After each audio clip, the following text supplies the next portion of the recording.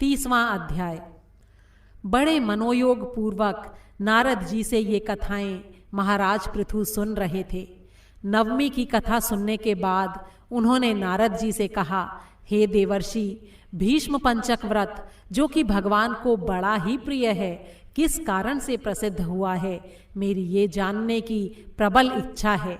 नारद जी ने कहा, हे राजन, ये व्रत अनादिकाल से ही मौजूद था, लेकिन बीच में लुप्त हो गया था। दोबारा ये कब और कैसे आरंभ हुआ, इसकी कथा सुनो। इस युग में भगवान श्री कृष्ण ने भीष्म पितामह को ये व्रत बताया था और उन्होंने ही सर्वप्रथम इसे किया था। इसी कारण ये व्रत भीष्म पंचक के नाम से प्रसिद्ध हुआ। हे राजा पृथु, महाभारत के युद्ध से पहले पांडवों की ओर से जब भगवान श्री कृष्ण कौरवों को समझाने के लिए गए, तब सबसे पहले वो विदुर जी के पास पहुँचे। विदुर जी ने उनका बड़ा ही आदर सत्कार किया। उसके बाद श्री कृष्ण जी भीष्म पितामह के पास गए। वहाँ जाकर कुशल क्षेम पूछने के बाद उन्होंने अपने आने का सारा वृत्तांत भीष्म जी को कह सुनाया।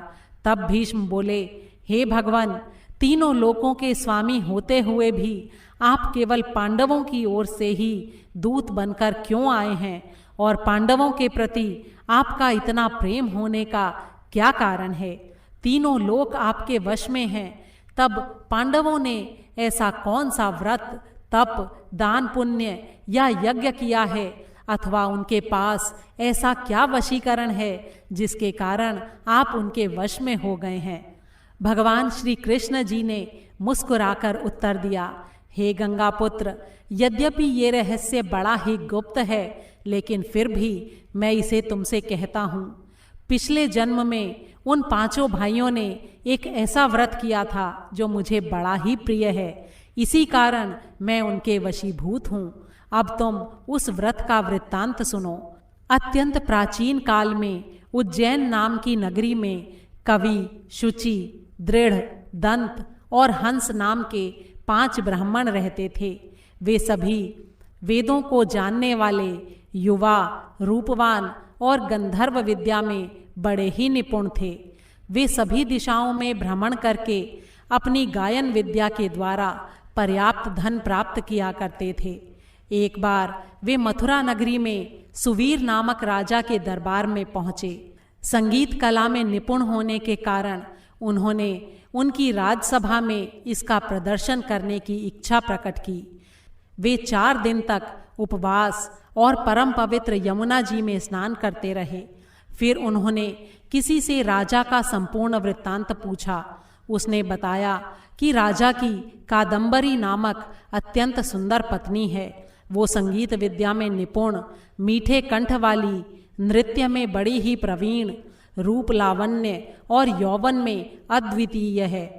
वो प्रतिदिन राजा के सम्मुख एकांत में नृत्य और गायन करती है। ये सुनकर वे पांचों एक ऐसे स्थान पर जाकर खड़े हो गए जहाँ कादंबरी के नृत्य और ताल के स्वर सुनाई पड़ते थे।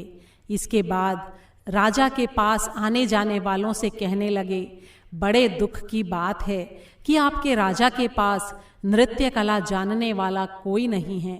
वीणा में तार बराबर नहीं हैं, 2 तार ढीले हैं और बाजे की धुन के अनुसार नृत्य भी शुद्ध नहीं है। ये बात किसी ने राजा से जाकर कह दी। राजा ने जहाँ कादंबरी का नृत्य हो रहा था वहाँ उन 5 को बुलवाया। वहाँ पहुंचकर उन्होंने राजा को आशीर्वाद दिया और उसके समीप बैठ गए। कादंबरी ने उनको संगीत विद्या में अत्यंत निपुण जानकर अपना विशिष्ट नृत्य किया। जब उसने चक्र में ताल दिया तो उन ब्राह्मणों ने उसको रोका। उसने चक्र छोड़कर यथा योग्य ताल दिया, लेकिन चक्र खंडित नहीं किया। कादंबरी के इस गुण और उसके रूप को देखकर वे 5 उस पर मोहित हो गए। कादंबरी भी उन 5 को देखकर उन पर मोहित हो गई। उसने रात्रि के समय गुप्त रूप से अपनी एक सहेली के हाथ उन 5 को ये संदेश भेजा कि तुम में से एक प्रतिदिन नगरी के उत्तर की ओर यमुना नदी तट के समीप लताओं से घिरे निर्जन अनंत नामक तीर्थ में मेरे पास आकर अपनी अपनी विद्या और गुणों का प्रदर्शन करो। उस समय मैं भी वीणा और राग का कौशल दिखाऊंगी। आगे की घटनाएं सुनाते हुए भगवान ने कहा, एक ब्रह्मचारी जो मेरा भक्त था, दुष्ट संगति से बचने के लिए गांव से अत्यंत दूर रहता था।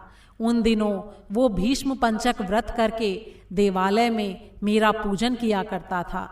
कार्तिक शुक्ला एकादशी के दिन उन संगीतज्ञ ब्राह्मणों में से कवि नाम का बड़ा भाई उस मंदिर में आया। कादंबरी भी वहां पर पहुंच गई। वहां मेरे भक्त ने जिस प्रकार पूजन किया, कवि नामक ब्राह्मण ने भी वैसा ही किया। उसके बाद वीणा लेकर गायन प्रारंभ कर दिया। मेरा भक्त क्योंकि अपने मन पर विजय प्राप्त कर चुका था, इस कारण गायन सुनकर उसे क्रोध नहीं आया। कादंबरी और कवि पूरी रात गायन और नृत्य करते रहे। प्रातःकाल ब्रह्मचारी भक्त को गोबर का आचमन करते देख कवि ने भी वैसा ही किया। इसके बाद कादंबरी अपने महल में चली गई। ब्रह्मचारी की संगति और रात्रि जागरण के कारण कवि के सारे पाप दूर हो गए। इसलिए द्वादशी के दिन वो अपना सारा धन दान करके संसार से विरक्त हो गया। दूसरे दिन शुचि आया। उसने भी रात्रि भर कादंबरी के साथ नृत्य और गायन किया और ब्रह्मचारी की भांति पूजन करके गौमूत्र का आचमन किया। प्रातःकाल होते ही वो भी अपना सारा धन दान करके सन्यासी हो गया। उसने निश्चय किया कि जिस प्रकार कादंबरी के नृत्य गायन व रूप को देखकर ब्रह्मचारी का मन चलायमान नहीं हुआ, उसी प्रकार मुझे भी अपने मन को वश में करना चाहिए। तीसरे दिन त्रयोदशी को दृढ़ नाम वाला भाई कादंबरी से मिलने आया और सारी रात नृत्य और गायन करने के बाद ब्रह्मचारी की ही भांति उसने भी पूजा की और गाय के दूध का आचमन किया। दोनों भाइयों के समान वो भी विरक्त होकर सन्यासी बन गया।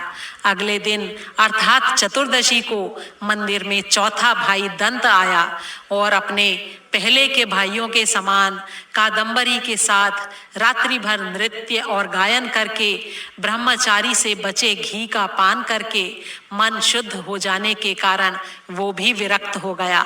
सबसे अंत में अर्थात पूर्णिमा को हंस नामक सबसे छोटे भाई ने आकर ब्रह्मचारी को प्रणाम किया और यमुना में स्नान करके आंवले के वृक्ष के नीचे श्राद्ध कर्म किया और बाद में अपने भाइयों के समान ही वो भी विरक्त हो गया।